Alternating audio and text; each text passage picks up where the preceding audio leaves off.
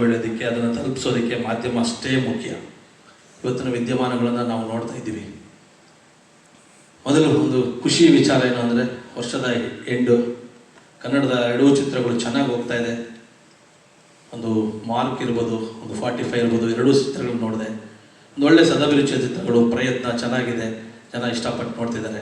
ಹಾಗಾಗಿ ಅದೇ ಖುಷಿಯಲ್ಲಿ ಹೊಸ ವರ್ಷದ ಆರ್ಥಿಕ ಶುಭಾಶಯಗಳನ್ನು ಅಡ್ವಾನ್ಸ್ ಆಗಿ ನನ್ನ ಎಲ್ಲ ಹಿರಿಯರಿಗೆ ನಿಮಗೆಲ್ಲ ಹೇಳಬೇಕು ಅಂತ ಅನ್ನಿಸ್ತು. ಆ ಒಂದು ಖುಷಿಯಲ್ಲಿ ಇವತ್ತು ನಾನು ಒಂದು ಥೀಮ್ ಮೋಷನ್ ಪೋಸ್ಟನ್ನು ಬಿಡುಗಡೆ ಮಾಡಿ ನಮ್ಮ ಟೀಮ್ ಜೊತೆ ಮತ್ತು ನಿಮ್ಮ ಜೊತೆ ಒಂದು ಹಂಚ್ಕೋಬೇಕು ಅಂತ ಈ ಒಂದು ಚಿಕ್ಕ ಒಂದು ಕಾರ್ಯಕ್ರಮ ಮಾಡಿದೆ. ಥೀಮ್ ವಿಡಿಯೋ ನೋಡಿದ್ರಿ ಅಂದರೆ ಓವರಾಲ್ ಎಲ್ಲರಿಗೂ ತನ್ನ ತಂದೆ ಅಂದರೆ ತನ್ನ ತಂದೆ ವ್ಯಾಲ್ಯೂ ಏನು ಅನ್ನೋದನ್ನು ಒಂದು ಮೋಷನ್ ಪೋಸ್ಟ್ ಮುಖಾಂತರ ಬೆಳವಣಿಗೆ ತೋರಿಸಿದ್ವಿ. ಸಿನಿಮಾದಲ್ಲಿ ಸಾಕಷ್ಟು ವಿಷಯ ಇದೆ. ರಾಜಮೋಹನ್ ತುಂಬ ಚೆನ್ನಾಗಿ ಬರ್ಕೊಂಬಂದಿದ್ದಾರೆ. ಅವರು ಒಂದು ಲೈನ್ ಹೇಳಿದಾಗೆ ನಾನು ಇಷ್ಟಪಟ್ಟೆ. ನಮ್ಮ ಕೃಷ್ಣ ಬ್ರದರು, ನಾಗಭೂಷಣ್ ಬ್ರದರು ಇವರೆಲ್ಲ ಹೇಳಿದಾಗೆ ಇನ್ನು ನಿಮ್ಮ ಆಶೀರ್ವಾದ ಇರಬೇಕು. ಫಸ್ಟ್ ಹಾಫಲ್ಲಿ ನಾನು ನಮ್ಮ ಕೃಷ್ಣ ಬ್ರದರು ಇನ್ನೂ ಒಂದು ಅದ್ಭುತವಾದ ಸಿನಿಮಾ ಲವ್ ಮಾಕ್ಟೈಲ್ ಅವ್ರದ್ದು ರೆಡಿಯಾಗಿದೆ. ಇಬ್ಬರು ಪ್ಲ್ಯಾನ್ ಮಾಡಿಕೊಂಡು ಯಾವಾಗ ಅಂತ ಒಂದು ಡೇಟ್ ಅನೌನ್ಸ್ ಮಾಡಿಕೊಂಡು ಫಸ್ಟ್ ಹಾಫಲ್ಲೇ ಬರ್ತೀವಿ. ಫಾದರು ಬರ್ತಾರೆ ಮತ್ತು ಅವರು ನಾವಿಬ್ಬರು ಪ್ಲ್ಯಾನ್ ಮಾಡ್ಕೊಂಡು ಒಂದು ಡೇಟ್ ಹಾಕ್ಕೊಂಡು ಆಮೇಲೆ ಡೇಟ್ ಹಾಕ್ತೀನಿ. ನಿಮ್ಮ ಬ್ಲೆಸ್ಸಿಂಗ್ಸ್ ಇರಲಿ. ನಾನು ಕೂಡ ಒಂದು ಸಾಕಷ್ಟು ಲಾಂಗ್ ಒಂದಷ್ಟು ಬೇರೆ ಬೇರೆ ಕಥೆಗಳು, ಬೇರೆ ಬೇರೆ ಕಲಿಕೆಗಳು ಇದರಲ್ಲಿದ್ದೆ. ಆ ಒಂದು ಇದರಲ್ಲಿ ನಿಮಗೆ ಭೇಟಿ ಆಗಲೇಬೇಕು ಅಂತ ಈ ಒಂದು ಕಾರ್ಯಕ್ರಮ ಆಯೋಜನೆ ಮಾಡಿದೆ. ಈ ಥೀಮ್ ವಿಡಿಯೋ ನಿಮ್ಗೆ ಇಷ್ಟ ಆಗಿದೆ ಅಂತ ಅಂದ್ಕೊಂಡಿದ್ದೀನಿ. ನಿಮ್ಮ ಆಶೀರ್ವಾದ ಇರಲಿ sir. Thank you so much Chandru sir. ನನಗೆ ಈ ಕತೆ ಫಸ್ಟು ಡಾರ್ಲಿಂಗ್ ಕೃಷ್ಣ ಅವ್ರು ಫೋನ್ ಮಾಡಿ ಹೇಳಿದ್ದು. ನಾಗಭೂಷಣ್ ಅವ್ರು ಹೇಳಿದಂಗೆ ಈ ಸಿನಿಮಾ ಮೋಸ್ಟ್ಲಿ ನಾನು ಬಂದಿರೋದು ಡಾರ್ಲಿಂಗ್ ಕೃಷ್ಣ ಹಾಗೂ ವಿಲನ ಅವರ ಸಜೆಷನಿಂದಾನೆ. ಯಾಕಂದರೆ ಒಂದು ಕತೆ ನೋಡಿ ಯೂಶಲಿ ಎಕ್ಸೈಟ್ ಆಗಿ ಫೋನ್ ಮಾಡೋದು ತುಂಬ ಕಡಿಮೆ. ಕೃಷ್ಣ ಅವ್ರಿಗೆ ಕತೆ ಇಷ್ಟ ಆಗಬೇಕು ಅಂತಂದರೆ ಅವ್ರು ತುಂಬ ಲೇಯರ್ಸ್ ಇದೆ. ಯಾಕಂದರೆ ನಾನು ಅವರೊಟ್ಟಿಗೆ ಲವ್ ಮಾಕ್ಟೈಲ್ ಎಲ್ಲ ಪಾರ್ಟ್ನರು ಇದ್ದೀನಿ. ಸೊ ಅವ್ರ ಡೈರೆಕ್ಷನ್ ಆಗಲಿ, ಅವ್ರು ನೋಡುವಂತಹ ಕತೆ ರೀತಿ ತುಂಬ ವಿಭಿನ್ನವಾಗಿರುತ್ತೆ. ಸೊ ಅವ್ರು ಕಾಲ್ ಮಾಡಿ ತುಂಬ ಎಕ್ಸೈಟ್ ಆಗಿ ಹೇಳಿದ್ರು, ಇಲ್ಲ ಈ ಕತೆ ನನಗೆ ತುಂಬ ಇಷ್ಟ ಆಯಿತು, ನೀನು ಒಂದ್ಸತಿ ಕತೆ ಕೇಳು ಅಂತ. ಅದನ್ನೇ ಹಾಗೆ ಸಜೆಸ್ಟ್ ಮಾಡಿ ನನಗೆ ಕತೆ ಕೇಳಿದಾಗ ನನಗೆ ಫಸ್ಟಿಂದ ಲಾಸ್ಟ್ ತನಕನೂ ತುಂಬ ಗ್ರಿಪ್ಪಿಂಗ್ ಅಂತ ಅನಿಸ್ತು. ಇವತ್ತು ನಮ್ಮ ಡೈರೆಕ್ಟರ್ ಸ್ಟೇಜ್ ಮೇಲೆ ಮಾತಾಡಲಿಲ್ಲ ಅಷ್ಟು, ಬಟ್ ಡೆಫಿನೆಟ್ಲಿ ಸಿನಿಮಾ ರಿಲೀಸ್ ಆದಾಗ ಅವ್ರ ಕೆಲಸ ಸಿನಿಮಾದ ಮೂಲಕ ಖಂಡಿತ ತುಂಬ ದೊಡ್ಡ ಸದ್ದು ಮಾಡುತ್ತೆ ಅನ್ನೋ ಒಂದು ನಂಬಿಕೆ ನನಗಿದೆ. ಆ್ಯಂಡ್ ನಮ್ಮ ಮ್ಯೂಸಿಕ್ ಡೈರೆಕ್ಟರ್ ನಕುಲ್ ಅಭ್ಯಂಕರ್ ಅವರು ಆಲ್ರೆಡಿ ಲವ್ ಮಾಕ್ಟೈಲಲ್ಲಿ ತುಂಬ ಒಳ್ಳೆ ಮ್ಯೂಸಿಕ್ ಕೊಟ್ಟಿದ್ದಾರೆ. ಆ್ಯಂಡ್ ನಮ್ಮ ಸಿನಿಮಾಗೂ ಅದೇ ಇಮೋಷ್ನಲ್ ಮ್ಯೂಸಿಕ್ ತುಂಬ ಕನೆಕ್ಟ್ ಆಗುತ್ತೆ. ತುಂಬ ಜನಕ್ಕೆ ಯೂಶಲಿ ನನ್ನ ಫಾದರ್ ಮಾಡಿದಾಗ ನೀವು ಮದರ ಏನು ಮಾಡ್ತಾ ಇದ್ದೀರಾ, ಯಾವ ಕ್ಯಾರೆಕ್ಟರ್ ಮಾಡ್ತಾ ಇದ್ದೀರಾ, ಹೇಗಿದೆ ಪಾತ್ರ ಅಂತೆಲ್ಲ ಅಂತ ಇದ್ರು. ನಾನು ತುಂಬ ಹೆಮ್ಮೆಯಿಂದ ತುಂಬ ಇಷ್ಟಪಟ್ಟು ಮಾಡುವಂತಹ ಪಾತ್ರ ಇದು. ಆ್ಯಂಡ್ ಡೆಫಿನೆಟ್ಲಿ ಈ ವರ್ಷ ಇದು ಒಂದೊಳ್ಳೆ ಸ್ಟಾರ್ಟ್ ಆಗಲಿ. ಆ್ಯಂಡ್ ಈ ಸಿನಿಮಾಯಿಂದ ನಾನು ಹಂಗೆ ಹಲ್ಕಾಡೋನ್ ಕೂಡ ಮಾಡ್ತಾ ಇದ್ದೀನಿ. ನಮ್ಮ ನಿರ್ಮಾಪಕರು ಇಲ್ಲಿದ್ದಾರೆ. ಎಲ್ರಿಗೂ ಥ್ಯಾಂಕ್ಸ್. ತುಂಬ ನಿರ್ಮಾಪಕರುಗಳು ಬಂದಿದ್ದಾರೆ. ಆ್ಯಂಡ್ ಐ ಥಿಂಕ್ ಅದು ಆರ್ ಚಂದ್ರು ಸರ್ ಅವ್ರದ್ದು ಸ್ಟ್ರೆಂತ್. ಸೊ ಎಲ್ಲರೂ ದಯವಿಟ್ಟು ಈ ಸಿನಿಮಾನ ಥಿಯೇಟ್ರಲ್ಲಿ ನೋಡಿ. ಇದು ಒಂದು ಒಳ್ಳೆ ಸ್ಟಾರ್ಟ್ ಆಗಲಿ. ಒಂದು ಇಯರ್ ಎಂಡಲ್ಲಿ ಸರ್ ಒಂದು ಇವೆಂಟ್ ಮಾಡಿ ಮುಗಿಸ್ತಾ ಇದ್ದಾರೆ. ಹಾಗೂ ನ್ಯೂ ಇಯರ್ಗೆ ಒಂದು ಒಳ್ಳೆ ಸ್ಟಾರ್ಟ್ ಆಗಲಿ. ನಿಮ್ಮೆಲ್ರಿಗೂ ಹ್ಯಾಪಿ ನ್ಯೂ ಇಯರ್. ಫಾದರ್ ನೋಡಿ ಎಲ್ಲರೂ ಆಶೀರ್ವದಿಸಿ. ಆದಷ್ಟು ಬ್ರೇಕ್ ಮಾಡಿ ಟ್ರೈ ಮಾಡ್ತಾ ಇದ್ದೀನಿ. ಅದೆಲ್ಲ ಇಲ್ಲ ಇದ್ರಲ್ಲಿ ಬಿಟ್ಟು ಹೋಗಲ್ಲ. ಫೈನಲಿ ಥ್ಯಾಂಕ್ ಹೊಡಿತೀನಿ. ನನಗೆ ಚಂದ್ರ ಸರ್ ಫೋನ್ ಮಾಡಿ ಹೀಗೆ ಒಂದು 5 ನಿಮಿಷ ಸಿಗ್ಬೋದಾ ಬ್ರದರ್ ಅಂತ ಫೋನ್ ಮಾಡಿದರು.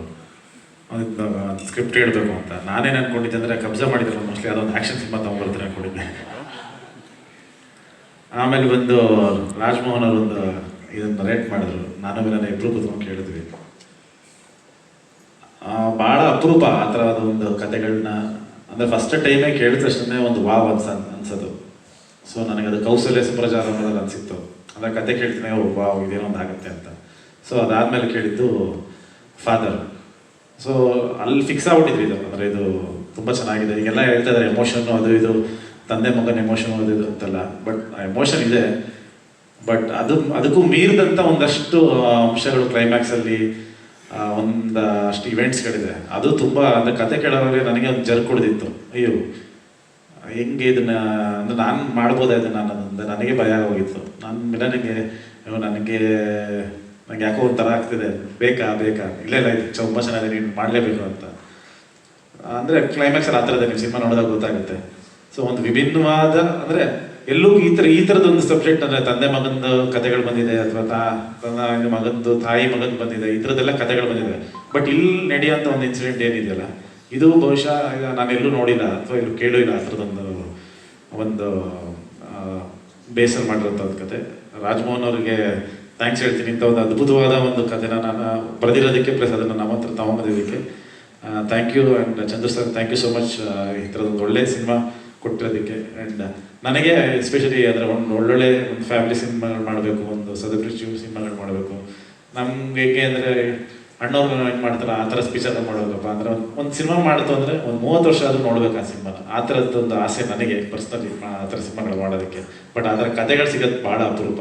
ಸೊ ಆ ಥರದ್ದೊಂದು ಅಪರೂಪದ ಒಂದು ಕತೆ ಫಾದರ್. ಆ್ಯಂಡ್ ಡೆಫಿನೆಟ್ಲಿ ಸಿನಿಮಾ ಅಂದರೆ ಈ ಸಿನಿಮಾ ಹಿಟ್ಟಾಗುತ್ತೆ, ಹಂಗಾಗುತ್ತೆ ಹಿಂಗಾಗುತ್ತೆ ಅಂತ ಹೇಳೋದಕ್ಕಿಂತ ಬಹಳ ವರ್ಷಗಳ ಕಾಲ ಮನಸ್ಸಲ್ಲಿ ಉಳಿಯುವಂಥ ಒಂದು ಚಿತ್ರ ಫಾದರ್ ಆಗುತ್ತೆ ಅಂತ ಹೇಳಕ್ಕೆ ಇಷ್ಟಪಡ್ತೀನಿ. Thank you sir. ಒಂದು ಬಾಂಧವ್ಯ ಎಲ್ಲರಿಗೂ ಗೊತ್ತಿರೋದೆ. ಇವತ್ತು ಎಷ್ಟು ಕನ್ನಡ ಚಿತ್ರರಂಗದಲ್ಲಿ ಇಷ್ಟೊಂದು ಈವೆಂಟ್ಸ್ ಆಗ್ತಿದೆ ಅಂದರೆ, ಅದು ಇಷ್ಟು ಈವೆಂಟ್ಗಳು ನಾನು ಮಾಡ್ತಾ ಇದ್ದೀನಿ ಅಂದರೆ ಅದಕ್ಕೆ ಮೊದಲನೇ ಕಾರಣ ಆರ್ ಚಂದ್ರು ಸರ್. ಯಾಕಂದರೆ ಈವೆಂಟ್ ಫೀಲ್ಡ್ಗೆ ಎಳ್ಕೊಂಡ್ಬಿಟ್ಟವ್ರೆ ಅವರು. ಅದರಿಂದ ಇವತ್ತು ಎಷ್ಟೋ ಚಿತ್ರರಂಗದಲ್ಲಿ ತುಂಬ ಈವೆಂಟ್ಗಳು ನಡೀತಾ ಇದೆ, ಚೆನ್ನಾಗಿ ಆಗ್ತಿದೆ. Thank you Chandra sir. ಆಮೇಲೆ ಫಾದರು, ಯಾಕಂದ್ರೆ ನಾವೆಲ್ಲ ಕಬ್ಜಾ ಮುಗಿಸ್ಕೊಂಡು ಆದಮೇಲೆ ಒಂದು ಸಿನಿಮಾ ಕತೆ ಕರೆದು ಹೇಳಿದ್ರು, ಈ ಥರ ಒಂದು ಸಿನಿಮಾ ಆಯ್ಕೆ ಮಾಡಿದ್ದೀನಿ, ಒಂದು ಸಿನಿಮಾ ಮಾಡಬೇಕು ಅಂತೇಳಿ ಕತೆ ಒಂದು ಲೈನ್ ಹೇಳಿದರು. ನಿಜವಾಗ್ಲೂ ತುಂಬ ಖುಷಿ ಐತೆ. ಯಾಕಂದ್ರೆ ಅವ್ರು 4-5 ಕತೆಗಳು ರೆಡಿ ಮಾಡಿದ್ರು.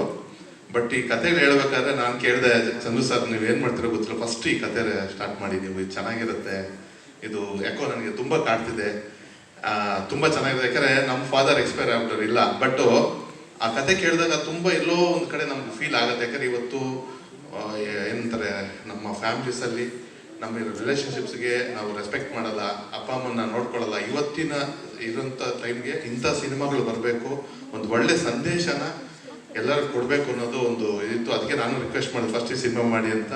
ಅದೇ ಥರ ಈ ಸಿನಿಮಾ ಸ್ಟಾರ್ಟ್ ಮಾಡಿದ್ರು. ಅದರಲ್ಲಿ ನಮ್ಮ ಡಾರ್ಲಿಂಗ್ ಕೃಷ್ಣ ಅವರು ಮತ್ತು ನಮ್ಮೆಲ್ಲ ಸ್ನೇಹಿತರು ಎಲ್ಲ ಸೇರಿ ಈ ಸಿನಿಮಾದಲ್ಲಿ ಇರೋದು ಇನ್ನೂ ಖುಷಿಯಾಗಿದೆ. Thank you very much Chandru sir. ದೊಡ್ಡ ಹಿಟ್ಟಾಗುತ್ತೆ ಸಿನಿಮಾ.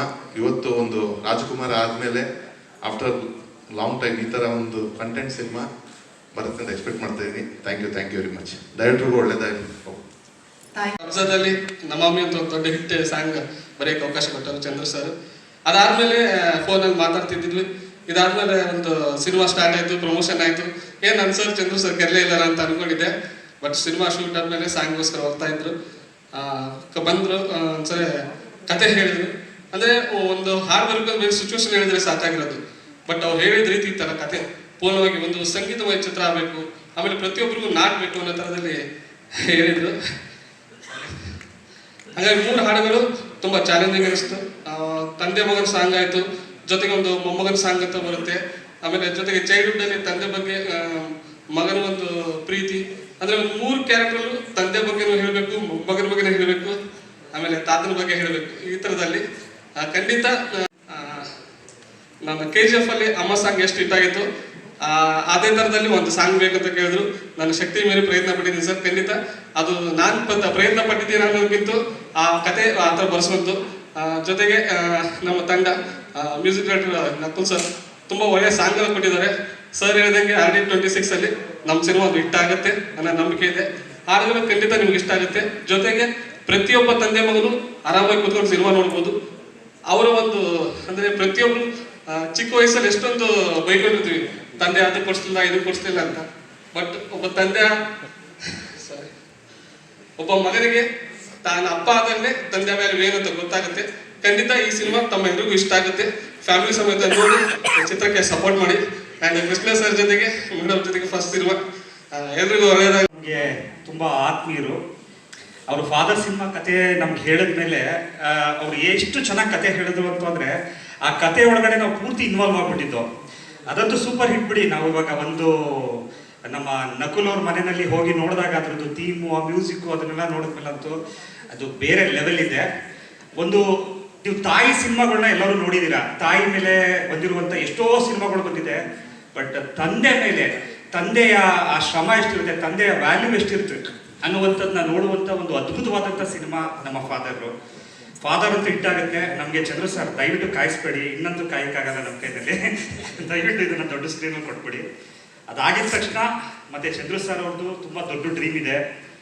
ಒಬ್ಬ ನಿರ್ದೇಶಕ ಹೇಗೆ ತನ್ನ ಪ್ರಿಪರೇಷನ್ ಮಾಡ್ತಾರೆ, ತಾನು ಹೇಗೆ ಒಂದು ದೊಡ್ಡ ಇಂಡಸ್ಟ್ರಿನ ಬೇರೆ ಲೆವೆಲ್ ತಗೊಂಡೋಗೋದಕ್ಕೆ ಏನು ಮಾಡಬೇಕು ಅನ್ನುವಂಥ ಒಂದು ದೊಡ್ಡ ವಿಚಾರಧಾರೆನ ಇಟ್ಕೊಂಡು ಸುಮಾರು ಥೀಮ್ಗಳನ್ನೆಲ್ಲ ಮಾಡ್ತಿದ್ದಾರೆ.